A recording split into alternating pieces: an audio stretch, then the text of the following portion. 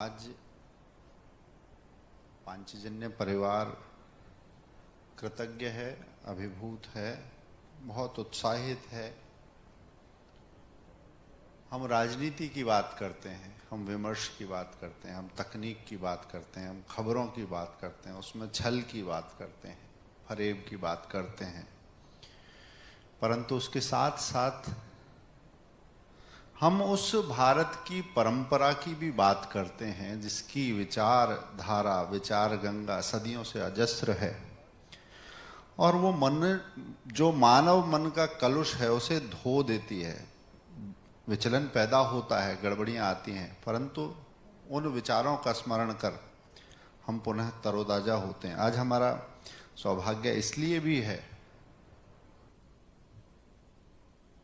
कि पूज्य भाई श्री,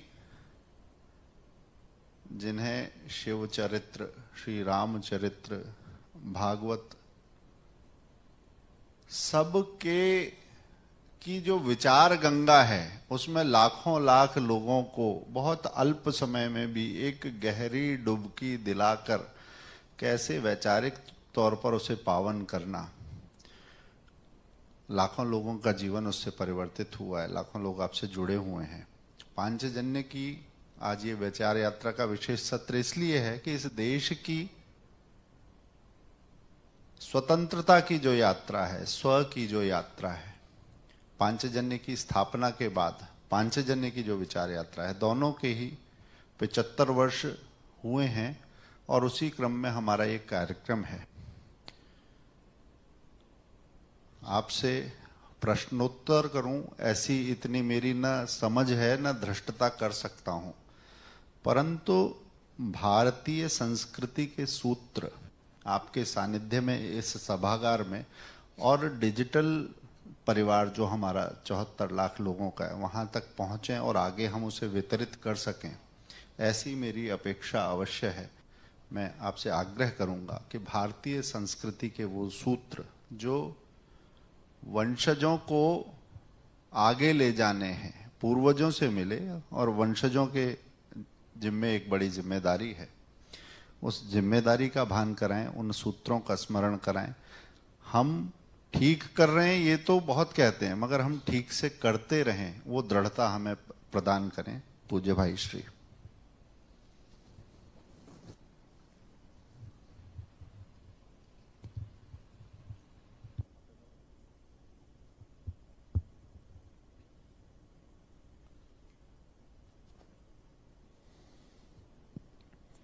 ओम विश्वानि देव सवितर्दुरितानि परासुव जदवदरन्तन्नासुव। ओम शांति शांति शांति। श्री कृष्णाय वयं नुमः। श्री गुरुभ्यो नमः। वंदे भारत मातरम।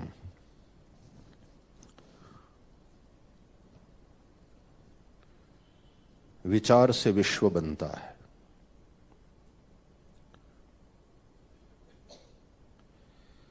श्रीमद् भागवत के अनुसार बात करूं तो ब्रह्मांड की रचना का प्रारंभ भी वो जो परम शक्ति है, जिसको हम ईश्वर कहते हैं, परमात्मा कहते हैं, उसके विचार से हुआ कि मैं एक हूं, अनेक हो जाऊं, एको हम बहुश्यामी, बहुश्याम प्रजा ये वेदों में सब श्रुतियां हैं। अतः समाज और राष्ट्र में किस प्रकार का चिंतन चल रहा है, यह बड़ा ही महत्वपूर्ण है। उस राष्ट्र, उस समाज के बच्चों को किस प्रकार की शिक्षा दिया जाता है, उन्हें क्या सिखाया जाता है, यह अत्यंत महत्वपूर्ण है। आप लोग जानते ही हैं, समझदार बुद्धिजीवी वर्ग के लोग हैं। इन्वेडर्स आए, हो सकता है कि वे अपने बलबूते पर अपनी शक्ति के चलते या तो सामने वाली के कमजोरी के चलते विजयी बन जाए, लेकिन उनके ऊपर भले ही राज करे, उनके दिलो दिमाग पर तब तक राज नहीं कर सकते जब तक कि उनके पूरे एजुकेशन सिस्टम को वे लोग कब्जे में न कर लें। मुगल आए, उसके पहले से हुण इत्यादि जो आए, लेकिन जब अंग्रेज आए तो उन्होंने ये काम किया और उसने बहुत नुकसान पहुंचाया। परिणाम ये निकला कि वैसे हम आजाद हो गए, हमने आजादी का अमृत महोत्सव मनाया, परंतु कहीं न कहीं वो मानसिक गुलामी हमारे भीतर से गई नहीं। कतिपय अंग्रेजों ने पूरे भारत का संचालन किया। कई लोग तो ये भी कहते हैं कि अंग्रेजों ने बहुत गुड गवर्नेंस दिया, उनको चाहिए था मिडल मैनेजमेंट। इसलिए हिंदुस्तान में एजुकेशन सिस्टम ही इस तरह का इंट्रोड्यूस किया गया जिससे पढ़ने वालों में यस बॉस मेंटालिटी कायम हो जाए। केवल उनका श्रेष्ठ है यही बात नहीं, तुम्हारे पास जो है वो निकृष्ट है, ये भी एक पूर्वाग्रह हमारे लोगों के मन में बिठा दिया गया। विचार बदल गया और भारत का पूरा परिवेश बदल गया।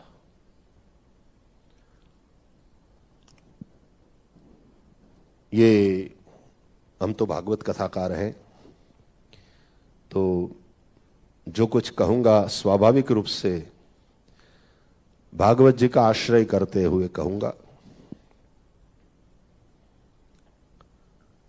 कोई यदि कहे कि श्रीमद् भागवत में केवल मोक्ष संबंधी चर्चा ही है,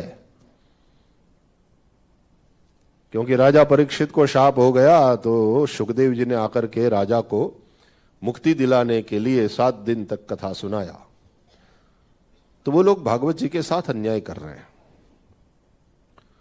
मोक्ष आउटकम है किसका? पहले वाले जो 3 पुरुषार्थ है, धर्म, अर्थ और काम, इन तीनों पुरुषार्थ का संपादन आपने सही ढंग से किया हो तो मोक्ष तो होना ही है। धर्माद अर्थश्च कामश्च स किमर्थम न सेव्यते।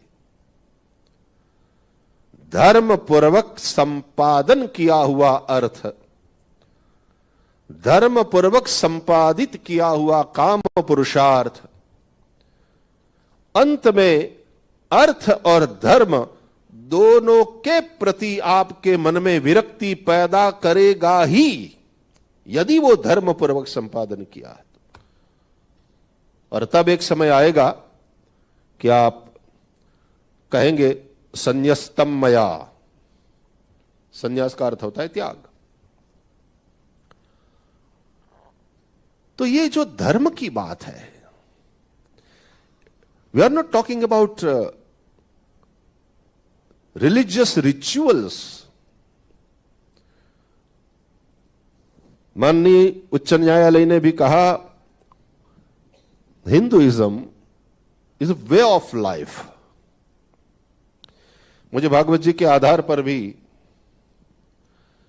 कभी कभी लोग पूछते हैं कि भाई श्री केवल जो हम बात कर रहे थे कि युवाओं को तो जिश चाहिए तुरंत, थोड़े में कहिए, तो थोड़े मह सब कहो बुझाई। तो बोले आपको केवल 3 ही वाक्यों में भागवत जी का संदेश देना है, सार कहना है, तो आप क्या कहेंगे? उन्होंने कहा 3 ही संदेश है। मनुष्य का व्यवहार इस पृथ्वी के अन्य सभी मनुष्यों के साथ कैसा होना चाहिए, ये एक संदेश।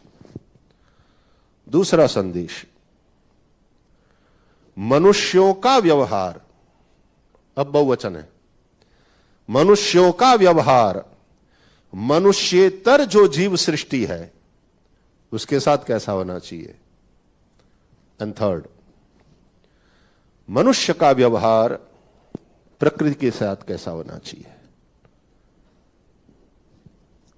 हमारे ऋषि मुनियों ने जो ये पर्वतों की पूजा, गिरिराज गोवर्धन की पूजा कराया श्री कृष्ण ने इंद्र के यज्ञ का भंग कराकर, ये क्यों करा? ये कोई, हम नदियों को माता मानते हैं, हम पर्वतों की पूजा करते हैं, हम गिरिराज कामतगिरी की परिक्रमा करते हैं। हमारे यहां गिरनार में अभी कार्तिक में लाखों लोग परिक्रमा करने आएंगे। हम लोग पीपल की पूजा करते हैं, बरगद की पूजा करते हैं, हम तुलसी की पूजा करते हैं। यहां तक कि साहब साल में 3 दिन ऐसे आते हैं जब लोग नदियों में जाते हैं, स्नान करते हैं और भीगे हुए वस्त्र से नदियों से पात्र में पानी भर भर कर और किनारे पर लगे बरगद, पीपल, अन्यान्य वृक्ष, दर्भ, दुर्वा, इवन बबुल, सबको पानी पिलाते हैं। मान्यता क्या है? उससे पितरों को तृप्ति मिलती है। किस तरह से हमारे ऋषि मुनियों ने बड़ी ही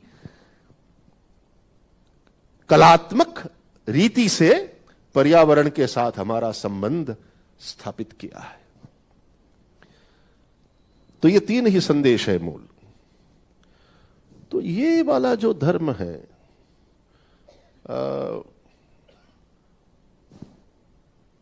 सेक्युलर एंड सोशलिस्ट, ये दोनों शब्द तो श्रीमती इंदिरा गांधी जी के समय में कॉन्स्टिट्यूशन के आमुख में ऐड किए गए, बाद में डाले गए। वो भी संविधान में नहीं, उसके प्रीफेस में, उसकी प्रस्तावना में, कि सोशलिस्ट एंड सेक्युलर। ये सेक्युलर क्या है? क्या सेक्युलरिज्म का हम अर्थ ये करें कि धर्म रहित शासन व्यवस्था? आजकल यही हो रहा है, यही वाला अर्थ चल रहा है। और उस अर्थ ने न केवल राष्ट्र का नुकसान किया है, राष्ट्र के, जनता के आपसी सद्भाव को भी बहुत नुकसान पहुंचाया है। पंथ निरपेक्ष भले ही हो शासन व्यवस्था, धर्म निरपेक्ष नहीं। और धर्म शब्द हमारे यहां केवल रिलीजन के या मजहब के अर्थ में नहीं है। आप लोगों ने अनेकों बार सुना है कि सबकी उपासना की पद्धति अलग अलग हो सकती है। और हम ये मानते हैं, कम से कम हम लोग ये मानते हैं, कि जिस तत्व की उपासना किया जा रहा है वो तत्व एक ही है। एकम सत् विप्रा बहुधा वदन्ति। मैं श्रीमद् भागवत की एक कथा यहां पर प्रस्तुत करना चाहूंगा, जो चर्चा चल रही है उसके संदर्भ में। मैंने कहा ना कि भागवत का तात्पर्य केवल मोक्ष से नहीं है, मोक्ष तो आउटकम है। દાખલો હાચો ગણાય તો જવાબ હાચો આવે જ। મહત્વનું એ છે દાખલો હાચો ગણાવવો જોઈએ। तो अर्थव्यवस्था कैसी होनी चाहिए, समाज व्यवस्था कैसी होनी चाहिए, शासन व्यवस्था कैसी होनी चाहिए, आदि आदि सभी बातों की चर्चा श्रीमद् भागवत में आपको मिलेगी।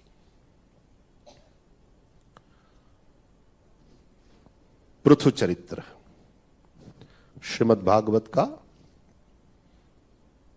पृथु चरित्र अत्यंत महत्वपूर्ण है। मैं तो कई बार कथाओं में कहता भी हूं कि जिसको भी चुनाव लड़ना हो, जो टिकट वांछू है उनको एक बार पृथु चरित्र पढ़ लेना चाहिए, बाद में ही इस क्षेत्र में आए। पृथु भगवान का अवतार है। 24 अवतारों में हम पृथु को भगवान का अवतार मानते हैं। अब इस अवतार की पूर्व भूमिका क्या है, यह समझना बहुत जरूरी है। नहीं तो केवल मनोरंजक सात्विक मनोरंजन करने वाली कहानियां मालूम पड़ेगी। हकीकत यह है कि इतिहास पुराणानि पंचमो वेद उच्यते, यह कहा गया। पुराणों का भी अपना महत्व है। इतिहास पुराणाभ्याम वेदम समुपबृंहयेत। इतिहास, महाभारत, रामायण, ये इतिहास ग्रंथ है, और पुराण, उनके माध्यम से वेदों का तात्पर्य क्या है यह समझिए। बड़े ही रोचक ढंग से और रहस्यमय तरीके से वो तात्पर्य पुराणों के माध्यम से भगवान वेद व्यास जी ने प्रस्तुत किया। और आप सब लोग जानते हैं कि हम लोग मानते हैं कि व्यास जी चिरंजीव है। एक नहीं हुए, अनेक व्यास हुए। अश्वत्थामा बलि व्यासो हनुमांश्च विभीषण कृपः परशुरामश्च सप्तैते चिरजीविनः। तो थोड़ी पूर्व भूमिका देखें भगवान पृथु के अवतार के पहले। यदि कोई राक्षस पैदा होता है, यदि कोई समग्र विश्व को नुकसान पहुंचाने वाला शासक पैदा होता है, तो यूं अचानक से नहीं होता। वो प्रक्रिया कई सालों से चल रही होती है, और तब जाकर एक बार अचानक दुनिया के सामने वो हकीकत आ जाती है। फिर पूरी दुनिया जानने लगती है। एक अंग नाम के राजा हुए, ये भागवत की कथा है। बड़े सज्जन थे, भगवत भक्त थे।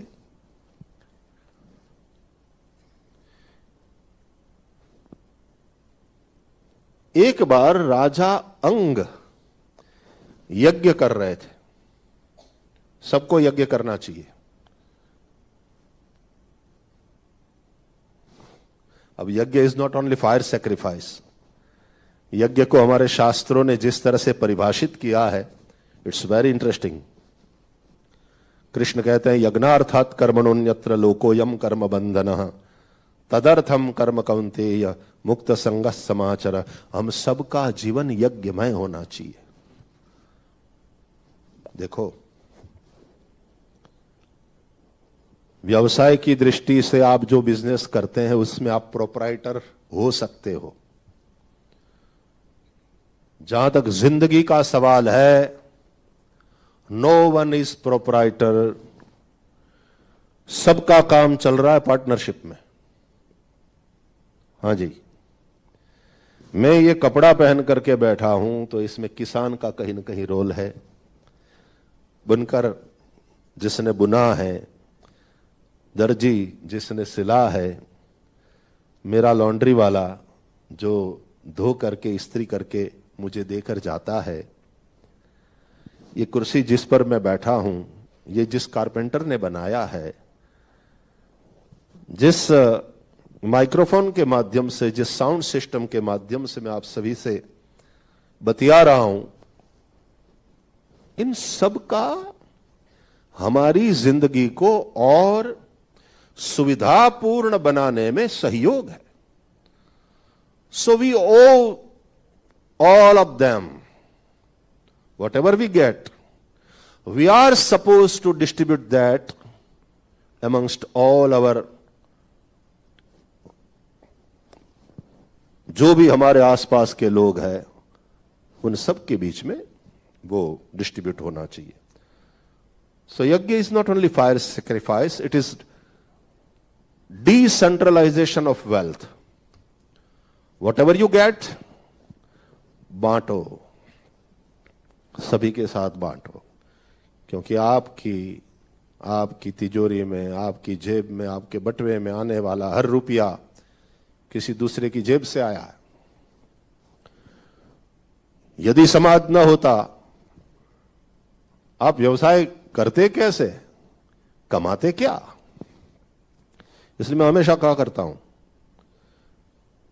कि इंसान को यदि बिना ईश्वर के चलाना है काम चल जाएगा, भगवान को भी कोई समस्या नहीं है। मैं भगवान की ओर से बोल रहा हूं, चलो ऑन बिहाफ ऑफ भगवान मैं कह सकता हूं, बिना भगवान के जिसको जीवन चलाने की इच्छा हो, छूट।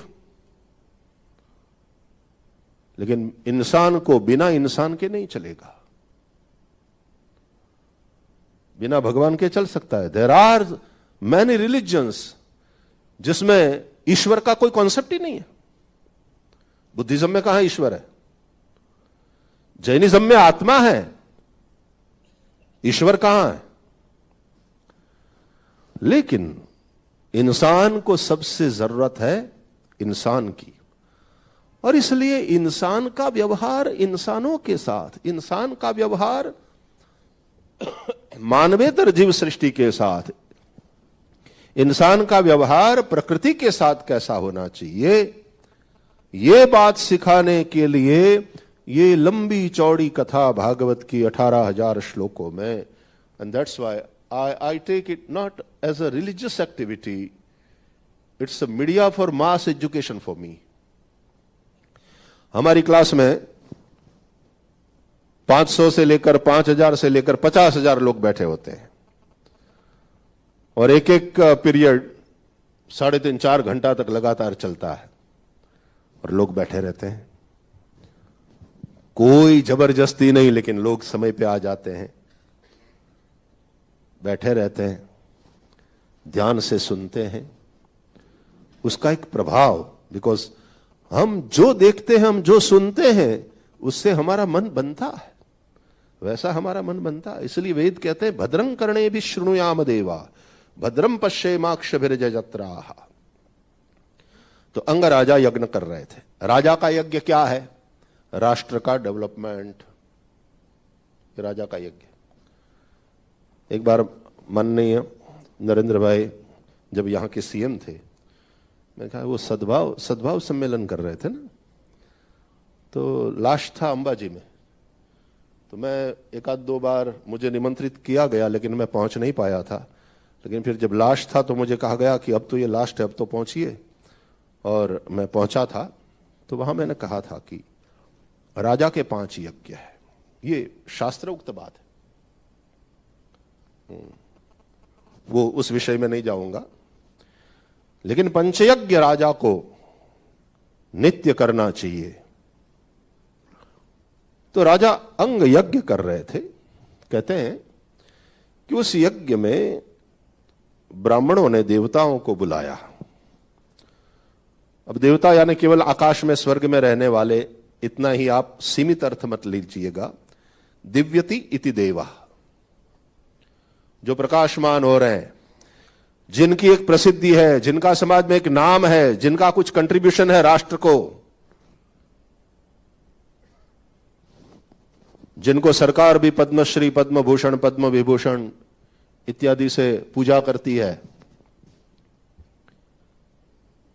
बुलाया देवताओं को, लेकिन देवता नहीं आए। राजा अंग चिंतित हुए, और ब्राह्मणों से पूछा कि भाई मेरे भाव में तो कोई कमी नहीं है, मैं इन देवताओं का समर्थन क्यों नहीं प्राप्त कर पा रहा हूं? तो ब्राह्मणों ने कहा कि महाराज आपके कोई संतान नहीं है, इस परंपरा को आगे कौन बढ़ाएगा? देवताओं के मन में क्या चिंता? अब देवता यज्ञ से ही पुष्ट होते और संतुष्ट होते कि भाई राजा तो कर रहा है, कल को ये जब नहीं रहेगा तो ये कौन करेगा? इसलिए पहले पुत्र प्राप्ति का यज्ञ करो। तो पुत्र प्राप्ति का यज्ञ राजा ने किया, अंग राजा ने, और पुत्र हुआ जिसका नाम था वैन। देखो अब ये पुत्र ऐसा हुआ, उसने यज्ञ यागादि बंद करा दिया।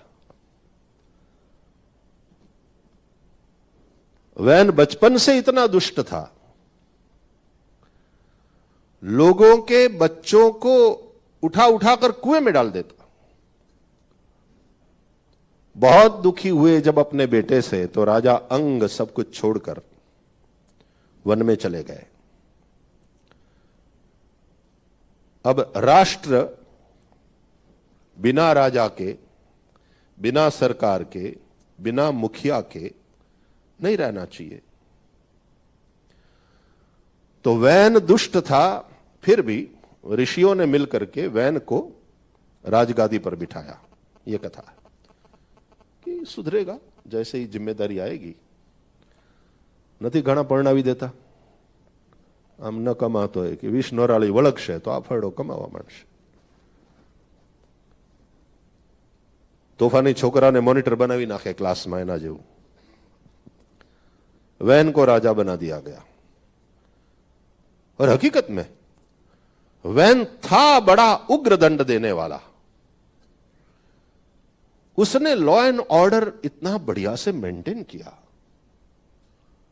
कहीं कोई चोरी नहीं होती थी। क्यों? क्योंकि उग्र दंड देने वाला था। अपराध चाहे छोटा हो या बड़ा, पूरी दंड संहिता उसने चेंज कर दी। एक ही दंड, मृत्यु दंड। ये क्या इनको जेल में रखो, लॉजिंग बोर्डिंग प्रोवाइड करो, नो, सब बंद करो, सरकार ये खर्चा नहीं करेगी। अपराध कोई भी हो, मृत्यु दंड। और इतना सख्ती से उसने मृत्यु दंड देना शुरू कर दिया कि चोर, लफंगे, उचक्के सब डर गए।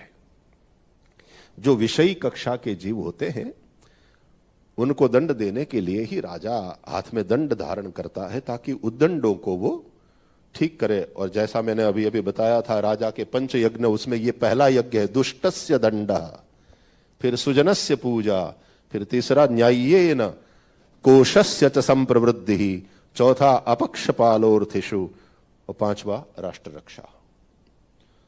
तो ये अपक्षपालोर्थिषु में वो जुडिशियरी सिस्टम की बात है कि न्यायपालिकाओं में न्याय जनता को सस्ता और शीघ्र मिले, उपलब्ध हो, इस तरह की न्याय व्यवस्था सुनिश्चित की जाए। ये भी राजा का एक यज्ञ है।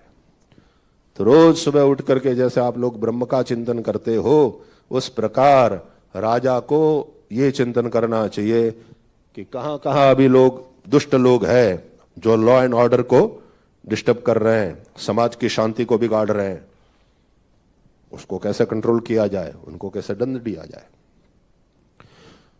तो ऐसा बढ़िया चला लॉ एंड ऑर्डर कि लोग कहने लगे कि भैया ये तो बहुत बढ़िया हुआ। ये राजकुमार जब छोटा था तो इसको बिगड़ैल समझकर हम डर रहे थे कि अब इसको राजा बनाया जा रहा है, क्या हालत होगी जनता की। लेकिन इसने तो बहुत बढ़िया काम किया। हां, लोगों की स्वतंत्रता गई, लेकिन बढ़िया काम है। जैसे लोग इमरजेंसी का बाद में बखान करते थे कि लोग एकदम डिसिप्लिन थे, टाइम से काम करते थे, आदि आदि आदि। तो इमरजेंसी का भी कई लोग बखान करने वाले लोग आज भी मिल जाते। तो लोगों को, वैन को देखने की एक दृष्टि जो थी लोगों की, वो थोड़ी बदली। फिर आगे चल करके क्या हुआ, वैन ने कहा ये सेकुलर स्टेट है, I declare my state as a secular state, there will be no religion in my state, in my country. कोई भगवान भगवान नहीं है, ईश्वर जैसी कोई चीज नहीं है। यदि कोई भगवान है प्रजा के लिए तो राजा ही भगवान है, इसलिए मैं ही जनता का भगवान हूं। Power corrupts man and absolute power corrupts absolutely. आज से कोई यज्ञ आगादी नहीं करेगा, यज्ञ ही बंद करा दिए। जिसके चलते देवताओं ने फोर्सफुली पुत्र कामेष्टि यज्ञ करवाया था अंगराजा से, उसी का फल ऐसा निकला, यज्ञ ही बंद हो गए। और याद रहे, यज्ञ यानी परमार्थ के लिए जीना। जैसा मैंने कहा, सब बंद करा दिया गया। ब्रह्मार्पण मस्तु कोई नहीं करेगा, करना है तो वेनार्पण मस्तु करो, राजा ही तुम्हारा भगवान है। तो प्रजा फिर से दुखी होने लगे कि भैया ये तो गजब का आदमी निकला। हम तो थोड़ा आशावादी हो गए थे कि अच्छा चल रहा है सब। तब ऋषि मुनि आए तो लोगों ने क्या किया कि भाई ये ऋषियों ने इसको सत्ता पर बिठाया, ऋषियों ने ही बिठाया था ना। तो लोग फिर ऋषियों के ऊपर भी आलोचना और ये सब ऋषि मुनियों का कराया है। तो ऋषि मुनियों का तो चाहे जनता गाली दे, चाहे ताली बजाए, चाहे प्रणाम करे, पूजा करे, चाहे पत्थर मारे, जनता के लिए, जो राष्ट्र के लिए, मानवता के लिए, सृष्टि के लिए जो सही है, जो कल्याणकारी है, वही करना। तो कहते हैं ऋषि मुनि आए, वैन को समझाया, देखो वैन, धर्म ऐसी चीज है जिसको कानून से न तो लागू किया जा सकता है, न तो कानून के द्वारा धर्माचरण करने से लोगों को रोका जा सकता है। ये दोनों बातें अलग है।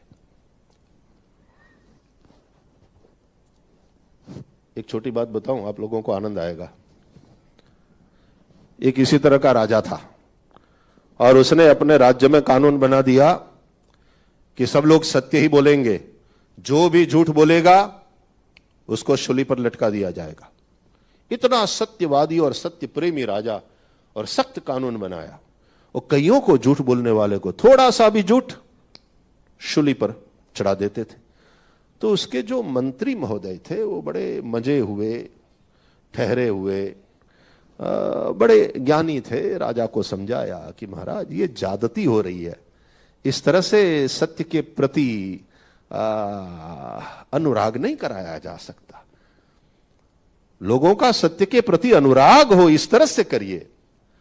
यह शक्ति कि सत्य के प्रति ही एक अरुचि पैदा हो जाए लोगों के मन में। बोले नथिंग डूइंग, मैंने जो कानून बनाया है सो बनाया है, उसमें कोई परिवर्तन नहीं।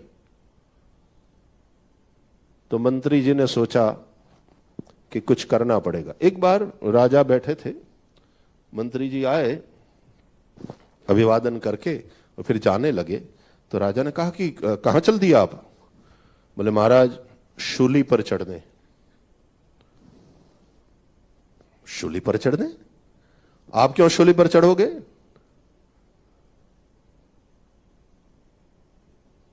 झूठ बोल रहे हो। तो मंत्री जी ने कहा कि यदि मैं झूठ बोल रहा हूं तो शूली पर चढ़ा दो, क्योंकि यह कानून है। बोले चढ़ा दो। मंत्री हुए तो क्या हुआ, कानून सबके लिए समान। तो जब शूली पर चढ़ाने ले गए तो बोले अंत में कुछ कहना है? बोले बिल्कुल कहना है। न्याय की विभावना यह है कि यदि 100 अपराधी छूट जाए, ठीक है, एक निरपराध मरना नहीं चाहिए। क्या कहना चाहते हो? बोले महाराज आपने पूछा कि आप कहां जा रहे हो, मैंने कहा शूली पर चढ़ने। ये मुझे शूली पर ही तो चढ़ाया जा रहा है, तो मतलब सत्य बोलने वाले को दंड दिया जा रहा है।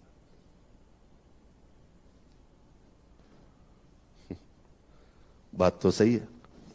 यहां कोई लॉयर बैठे हैं, वकील बैठे हैं? Yes sir. आपके पास ये केस आए तो किस तरह से क्या होगा? कोई जज साहब हो, मैं कई बार लोगों से चर्चा करता रहता हूं कि ये वाला केस यदि आए तो क्या, किस तरह से इसका। इन शॉर्ट, धर्म का पालन न तो कानून से कराया जा सकता है, धर्म स्वीकार करने की चीज है, लादने की नहीं। ये हमारे ऋषियों का चिंतन है। जबरदस्ती उपवास नहीं कराया जाता यहां, जबरदस्ती मंदिर में नहीं भेजा जाता यहां। और न तो कोई धर्माचरण करे उसको कानून से रोका जा सकता है। तो समझाया राजा वैन को, वो माना नहीं ऋषियों की बात।